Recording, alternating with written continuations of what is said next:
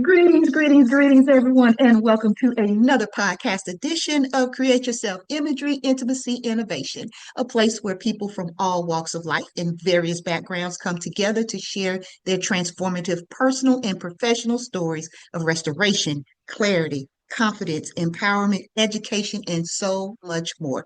They are here to share their helpful tools, resources, and affirming guidance. I'm Joyce Kiles, your global speaker, author, facilitator, trainer, and coach. And if you are ready to transition, transform, and thrive, this is indeed the podcast for you. If this is your first time tuning in, welcome to the show. If you are returning, welcome back. You know, we are always glad to have our returning listeners. And as always, I say tell a friend to tell two more friends about the show so that we can transition, transform, and thrive together. If you know anything about me, you know I'm always excited about my guests. I am very intentional about the guests that I have on the show, and this week is no exception.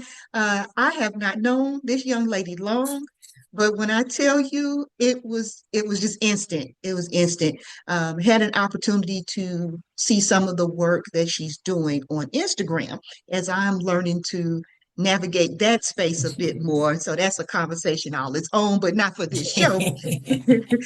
So, just getting more acclimated to social media and what it's about. And I'm so glad. I'm so glad that I Yeah. did. And she's going to talk a bit, about what she's doing and what she has coming up that I'm excited about in addition to learning about her. So I wanted to lift that up in the beginning because sometimes I think we will avoid social media platforms because of all of the messiness that Mhm. comes from it at times. But there's so many beautiful things that can come from social Um, media, beautiful relationships. I consider this to be one. yeah. So I am going to present to some and introduce to others none other than the Dr. Tyler Hodges. Welcome to the show.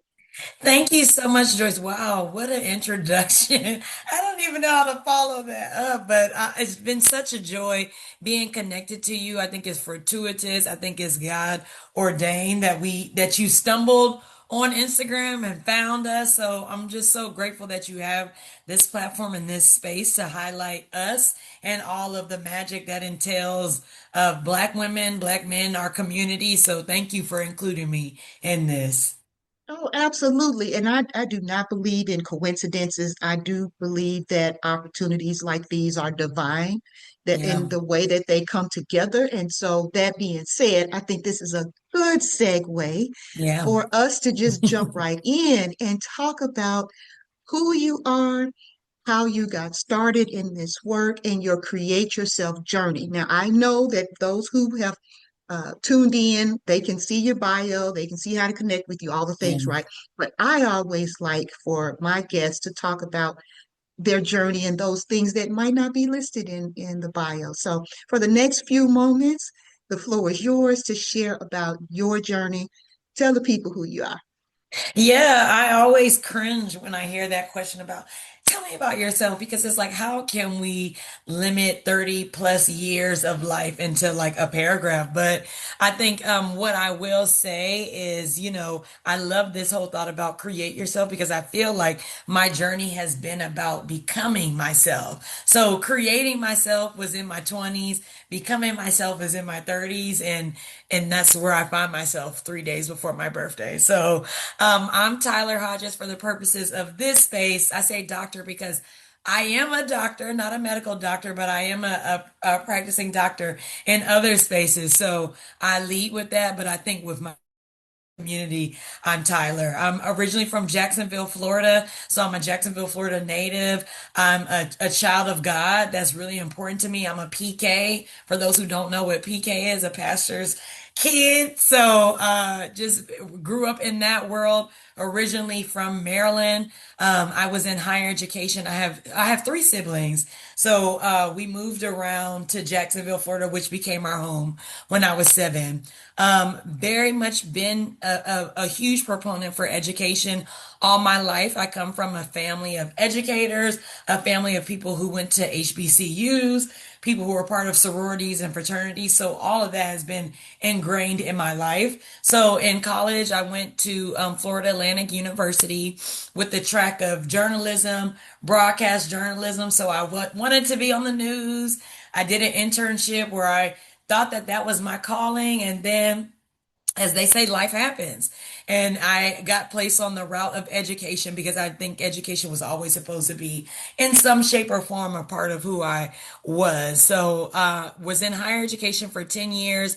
I worked at various institutions across the country, some Ivy League, some private schools, some public schools. So did that in the capacity of multicultural education. So working in formerly DEI spaces, but now they've pivoted and call it people and culture or whatever you would say.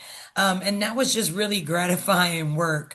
But I think I kind of came to a juncture in that journey of I wanted to do something that was bigger than myself. So I've been in healthcare for the past 2 years working in healthcare administration. So doing trainings, education, mentorship programs for all of our clinicians and administrative staff. I work at a cancer center here in Tampa, Florida.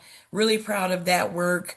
So, that keeps me busy. I've been very career driven for the last 15 or so years.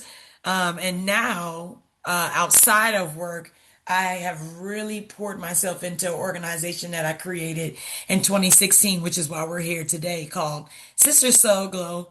And Sister Soul Glow is a women empowerment organization that really is focusing on illuminating the light within.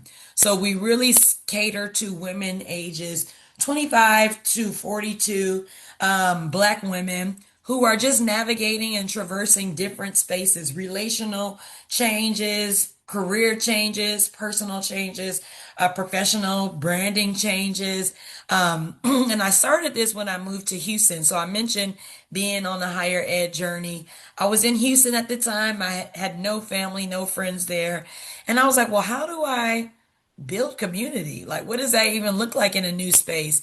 And I created the first chat and chew of our organization. We've done like 10 since then, but that was the first chat and chew in Houston. And from there, the organization just kind of blossomed, and we've done workshops, we've done retreats, we've done podcasts, all kind of different things like this space as well. And the reason why myself and Joyce were connected is because in celebration of that 10 years, so we started in 2016. In celebration of 10 years, we're doing a women's conference. So the Black Women Thrive Conference will be our way of paying homage to all of the people who've been a part of our journey in the last 10 years and really just getting together in person to celebrate what Black women need to thrive, what we need for our collective liberation, growth, and power. And that's so important to me. So if I could do that full time, I would, because I just love Black women. I love empowering Black women. That's what my research is on for my dissertation. So all things celebrating who we are to our community and to each other. I know that was like a big spiel, but hopefully that gave you a snapshot of who I am. Oh, no, no, that was perfect. That is absolutely perfect. Okay. You know, you truly epitomize, the transition, transform, and thrive. Those are my three T's that talk about and I share a lot. And I talk a lot in leadership and wellness. I talk a Yes. lot about that. And so you sharing your journey and how you got to this place, and of course, where you're going. And we're going to, really talk more about uh, Sister Soul Glow and the 10-year anniversary and all those pieces in just a moment. I'm going to go back just a bit. One of the things that you shared was how you pivoted, recognizing that you thought you were supposed to go into news. That's what you wanted to do. And then education kind of pulled you in and it shaped you and just your journey from living in one city to another city. I would love for you to just do an even deeper dive into what that experience and that journey was like for you in making those transitions. And my reason for asking that is because so many people that listen to this podcast, it's about the pivoting for them Hmm. and being afraid to pivot and sometimes not being certain if they're going in the right direction. And you're a PK as well. So Mhm. I know Yeah. that there are some insights that you can provide in different ways. So I Yeah. just love for you to dive, just do a deeper dive into that. Yeah, thank you for that question. I think, Joyce, there's power in the pivot. I always like aligning my life with blooming where you're planted. I think God has always been strategic about picking me up, placing me somewhere, getting the nutrients in that environment, and then picking me back up, unrooting me, pruning me, taking me to the next environment. So I think to be in the field of higher education, you have to kind of be okay with pivoting because the trajectory is you spend a few amount of years at this institution so you can work your way up to the next institution. But I never saw myself being in education. So when I graduated undergrad in 2014, I didn't have a job lined up in a news station. So my family was like, okay, you're going to come home, right? You're going to come home and figure out what that looks like. And as we all do back then, I don't know if it's as common now, I got into substitute teaching and I had some long-term substitute teaching positions and then some short-term, but in there is when I was like, oh, I'm an educator. I love educating. I love pouring into the next generation, which I kind of did in undergrad through some of my extracurricular involvement. But I think it was there that I said I need to be in education. But the goal was for my master's program to do elementary education leadership. And then one of my mentors at the time pulled me to the side and was like, I think your purpose is in higher education, and I'm going to get you connected to a scholarship so that we can get you full ride in this right, snap for the full ride, right. Get you a part of this program and get you plugged in because you could really do great service with college age students. And he was right. And I had so many more mentors along the way. So I really do believe in the power of mentorship and sponsorship as well, because not only is it important to have a seat at the table, but to be able to bring other people to the table once you've gotten that seat. So I that's what my research is on. My dissertation was or on that, and I know we'll get to that, but that's been a common theme around like who's at this table? Does this table even serve me? Who should be in better position to be at this table?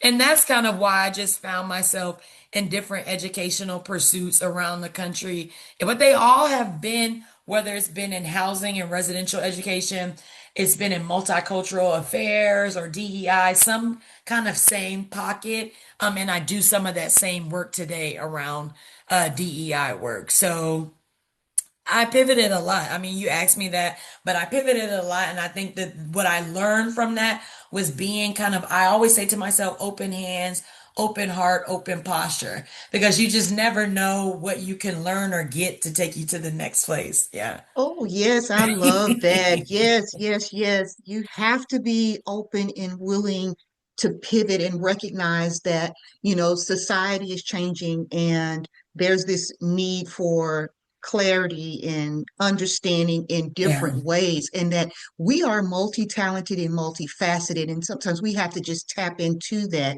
and move Right. forward. And I love that you had a mentor that poured into you and recognized, this is a direction that I believe you need to go. And not Right. only will do I believe that you need to go that direction, but I'm going to ensure that I can help you, from a financial way. Mhm. I talk a lot about tangible resources, and we can tell people all day, you need to do this, you need to go here, you need to Right. check this out.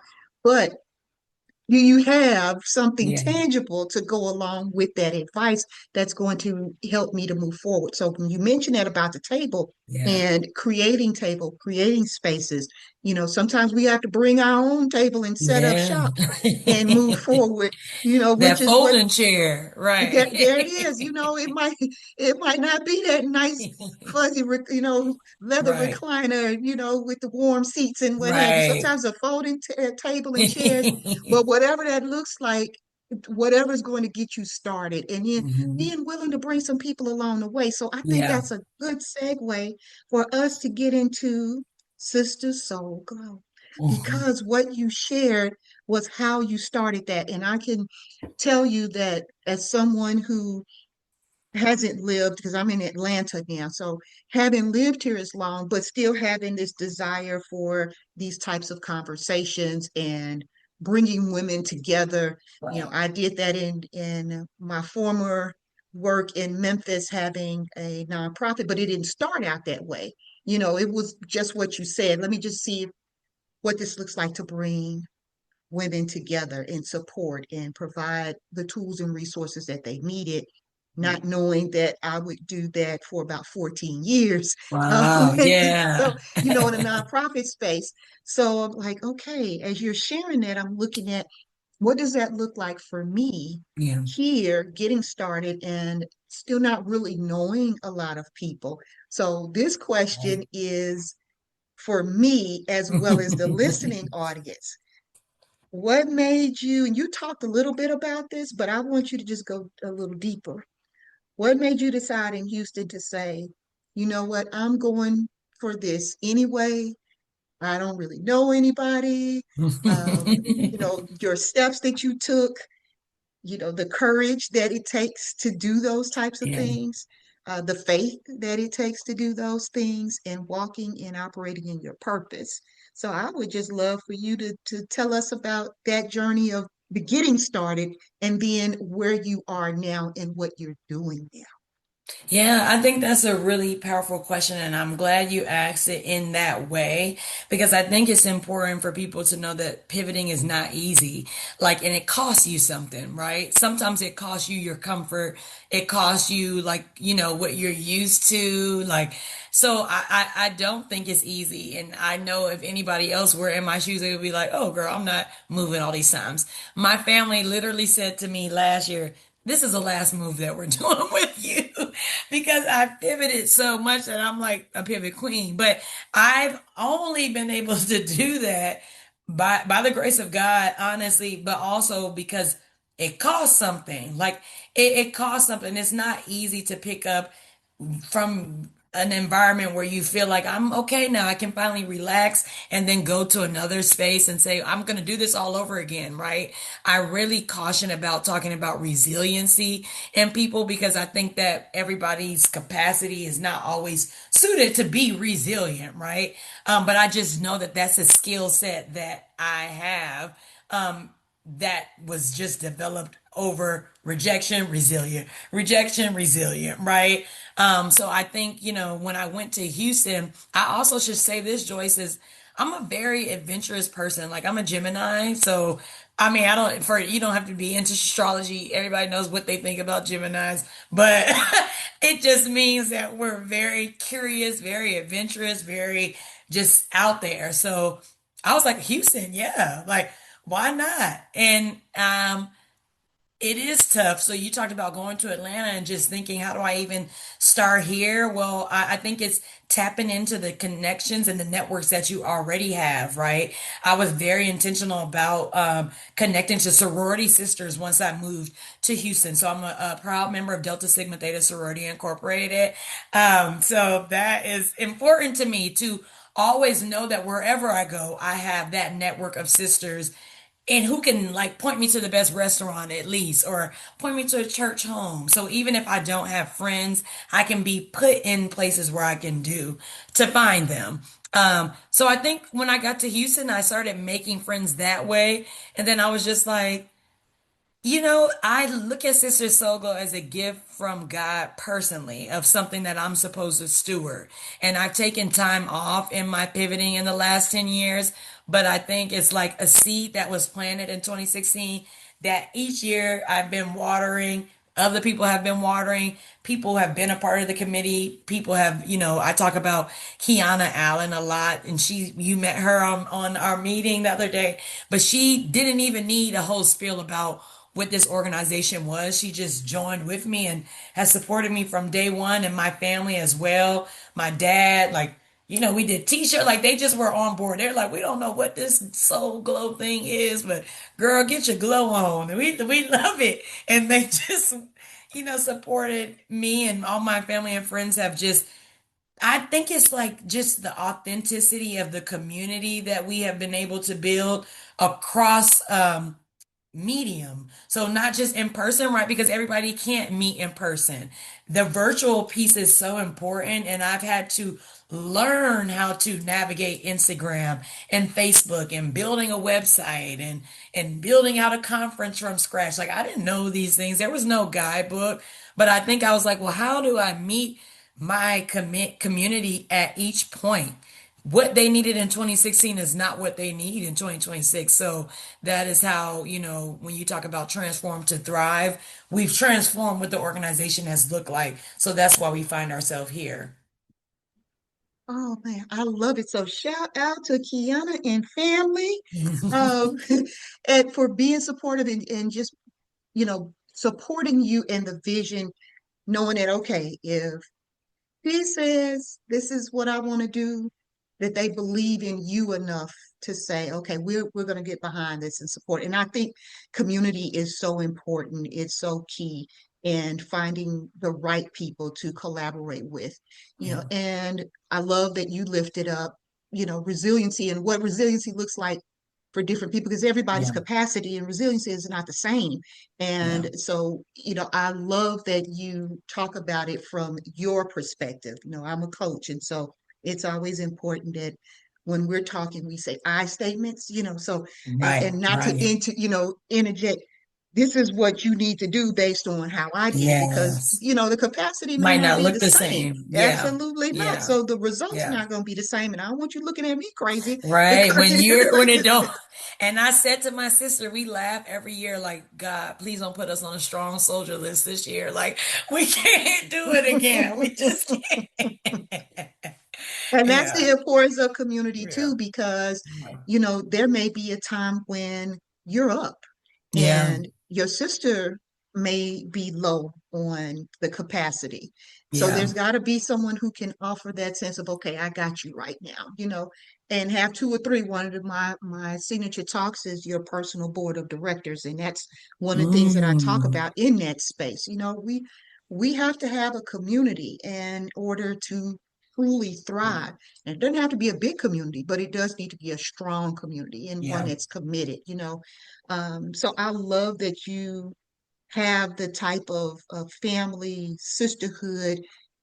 I am a Delta in my heart. I have been a Delta in my heart, I don't know, for most of my life. So, and the interesting part about that is, and I didn't even realize, I don't know that I even realized that when we were talking before that you're a Delta, but it makes sense because you just have that type of spirit and you're in education, which is how Yeah. I became acquainted with Mhm. Delta Sigma Theta in the first place. I had a series of Black educators early in my life. Yeah. And I used to see the elephants around in their Of different course, right. classrooms. And at that time, they were wearing the leather tams, Yeah. with the Greek lettering on it and everything. And I would ask, so Miss Nunn and Miss Brown and a few others, what is that? And why y'all got these elephants in here all the time? And Mhm. what is it? And they used to tell me, you're gonna learn, you when you get older, you're gonna understand. And so Right. I Yeah. think in me, I was just always, and I have friends in all sororities. I've got Okay. friends in different fraternities too, but it's just I don't know, just a little It's partial, a just a little biased. special, right? It's Yeah. just a Delta when you see one. But and also, right, I'm glad that you said I didn't know that because Sister Soglo is separate from that, right? So who Tyler Absolutely. is that you if you know Tyler, you know that. But like that brand that I have is separate from who I am outside of the space. Yeah. And I think that's a good segue to talk about what you have coming up in October, because I think that it is important that people do see and understand that we are multifaceted and that there are layers to us, and that Right. you have found ways in your branding that truly separate this part. Dr. Hodges is here, Tyler is here, DST is here, but you don't conflate them all, and I really appreciate the ways that you show up. So, in that, I'd love for you to tell our listening audience about the conference. I know it's your first one. You've Yeah. done retreats and things in the past. So tell us about the conference, the vision behind it, your expectations, where it's going to be located, just all the things. All of it. Yes. I will get into that. I just want to go back a minute about what you Of just course. said. And I encourage people to show up as their full self. So when I said that Tyler is separate from Sister Soul Glow, what I mean is like on my personal page is where I can like really share what's going on in my day to day. But I've never been, I mean, I've struggled with this over the last 10 years of like, how do I separate Tyler from what I'm doing at work to Sister Sogo to this? And it's like, I can't separate it. Like it's all a part of me. They're integral parts to me. So a lot of it spills over. So I would say that as people are navigating on your podcast, their brand, not to feel so tied to have to like compartmentalize and be this and here and Yes. that. Cause that code switching is taxing. So it's Oh, like, if you yes. have the agency and the positionality to say, this is me in every space, then Yeah. that's a good way. So I just wanted Mhm. to say that because I think that that's important. But the women's, okay, so Black Women Thrive was a seed planted. I had been saying for the last 2 years that I wanted to do a women's conference, but I was like, how's it going to be different than all these other women's conferences that are out here? But and so I took a break from it. But with this 10 year, I was like, I have to be intentional and I have to follow through and do it. So I said we were going to do it. Didn't have the location in January, didn't know anything. I just said we doing it. And then I put the call out for volunteers and have a beautiful, wonderful committee of 8 women who have been so intentional and so helpful and so powerful in those spaces of planning, from marketing to logistics to outreach for our registration, so to speakers. So we started planning really end of January, beginning of February. And at that time, I was going to originally do it in Tampa, Florida, but I mentioned being a PK and being from Jacksonville. It was important why I said that. Because I just sat down with my family and we were like, why not do it at home? Why not do it at my dad's church, right? For a lot of different reasons, but really to just start at home and then build up this presence of this conference, to do it for people who have been a part of my legacy and a part of my journey. So it'll be October 16th and 17th in Jacksonville, Florida. And it's 2 days. So Friday will just be a day for us to have reprieve and community and just fun, engaging activities, getting to know each other. And then Saturday is the meat and potatoes. So this is what Joyce is a part of. We have 8 different breakout sessions, which I mean, phenomenal, from mental health and wellness to leadership and advocacy. We have a keynote speaker, Brianna Vereen, who's the CEO of Imani Cowrie, which is the earring company. Phenomenal, phenomenal, phenomenal. I'm so grateful that you all chose to be a part of this because I'm like, didn't know who was going to be a part of it. We did a call for speakers in March and you made the call and we were overwhelmed by how many people wanted to be a part of it. But I think God created for you 8 women to be the people who are a part of this first year. And you're right, it is the first year of doing it with Sister Soglo, but it's not my first time planning a women's conference or a women's retreat. That's my jam. I love doing that. If I could do that full time, I would. So we have the right people on the committee who have done this and are doing the things and reaching out to the sponsors. And so I'm really excited about all that entails and waits for people to come. Whosoever will can come.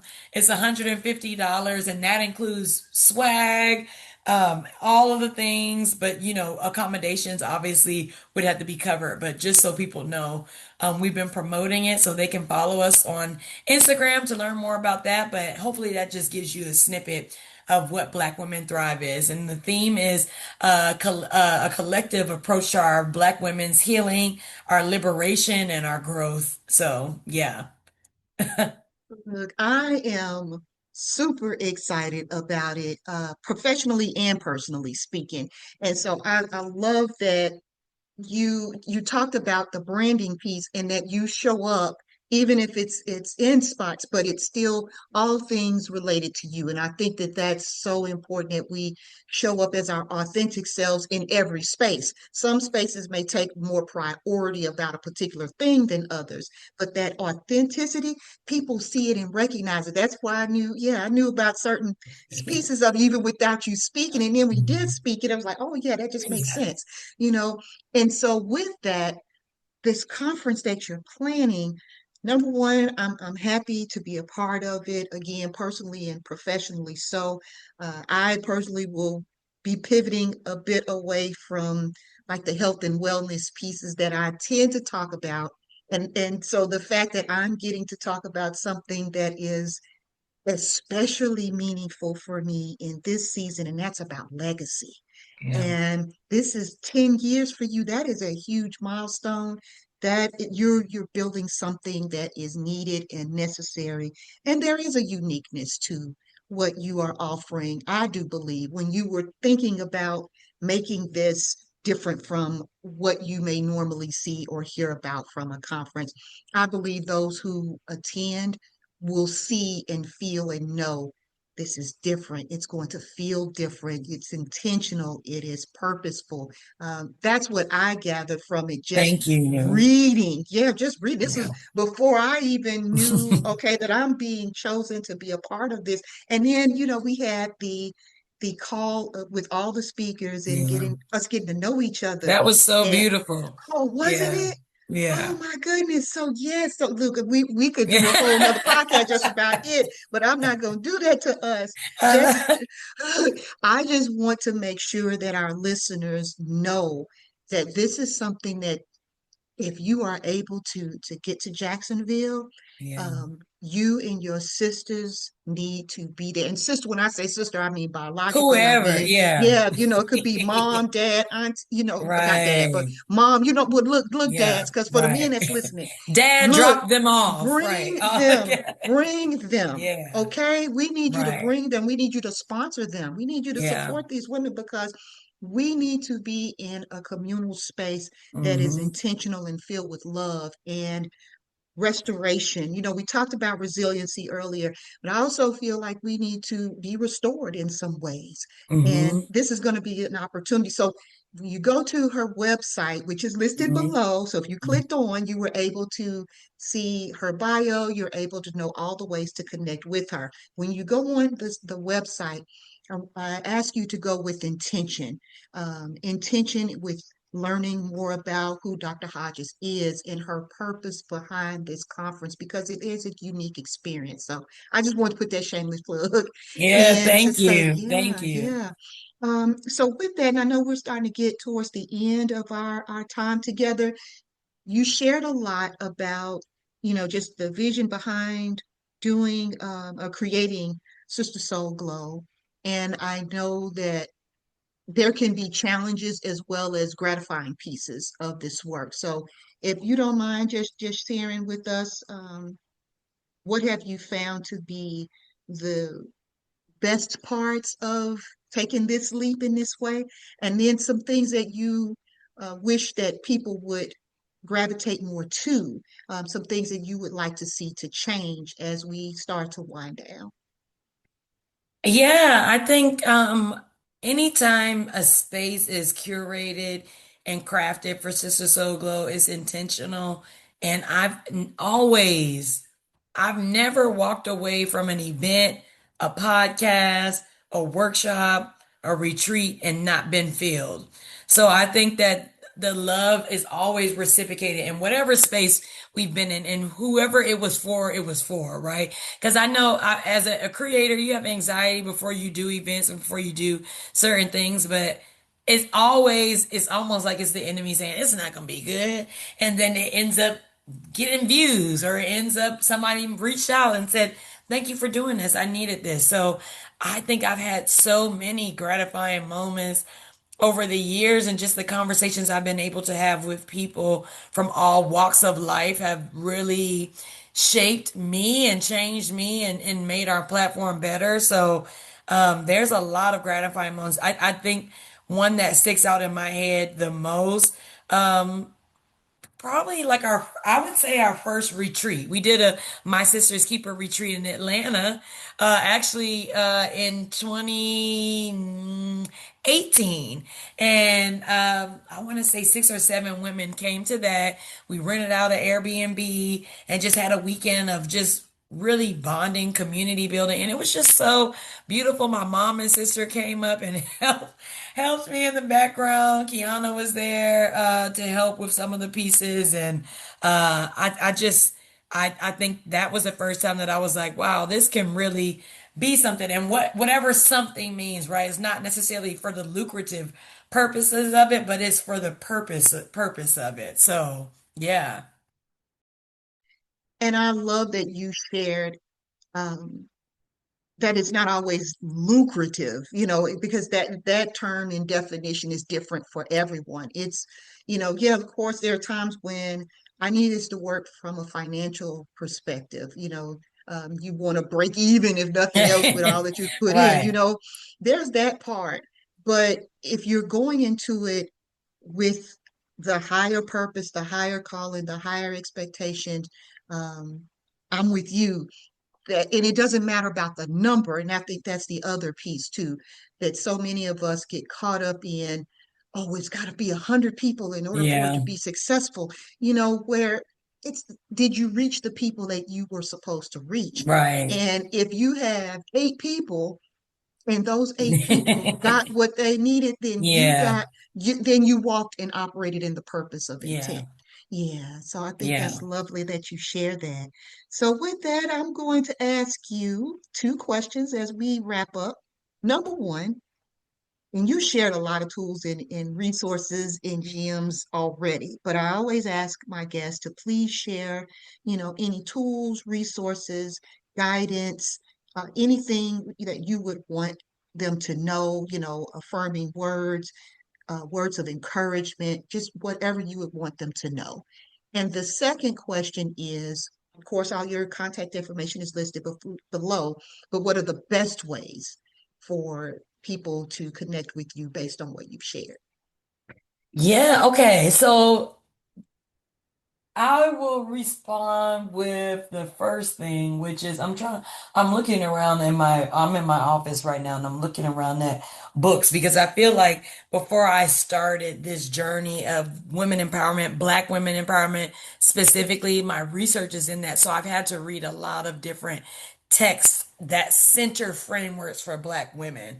So Audre Lorde, Bell Hooks, Alice Walker, The Color Purple. A lot of people like that. But there's one book in particular that really spoke to me as I was building out Sister Sogo, and that's called All the Joy You Can Stand: 101 Sacred Power Principles for Making Joy Real in Your Life. And that's by Debrina Jackson Gandy.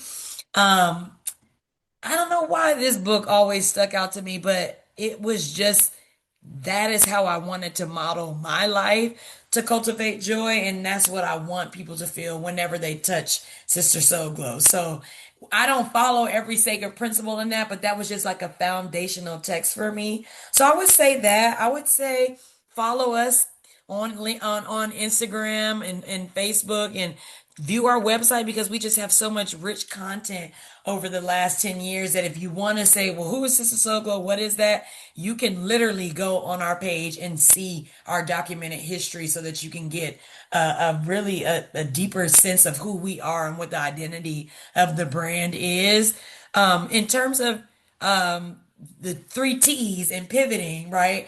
I would just say making sure you have a community around you. You definitely need people to bounce off of ideas, whether that's professional or personal with. I call my mom and dad. I'm so fortunate to have both of my parents. They are my sounding boards for every professional decision I've made. But in learning from them, I've learned how to advocate for myself, and I've been able to give that gift back to my brother and my younger brother and my younger sister. So I would say those pieces of it. And really faith. I don't think you can transform and thrive the last part of your 2 T's unless you believe that God can do exceedingly and abundantly. And I think that that's important, right? Of like What does thrive look like? It really looks like surrendering your plans. Because like I said, I wanted to be in broadcast journal. I wanted to have 2.5 kids by now, like this, that. And it's like, yeah, but you're on this path. So really blooming where you're planted. And those are the things I would say. And like I already mentioned, stay connected to us. I would love to see some of your listeners at the conference. They can find that information out on Sister Soul Glow mystrikingly.com, which we giving you the link for that. But just follow us on Instagram. We're very interactive and engaging on there, on that platform. So I'd say that. And for me, LinkedIn. Like I'm on LinkedIn. You can if you want to know about Sister Soglo or the work I'm doing in the healthcare spaces, definitely feel free to connect with me. All right. And with that mic drop and all of those great gems, and we're going to go ahead and wrap this up. I want to thank you, Dr. Thank you, Hodges. Joyce. Thank you so much for being our guest today. And of course, to our listeners, thank you for tuning in because I could not do this podcast without you. So until next time, go forward and create the life that you desire and deserve. And remember that you can do so at any age. Let's continue to transition, transform, and thrive together.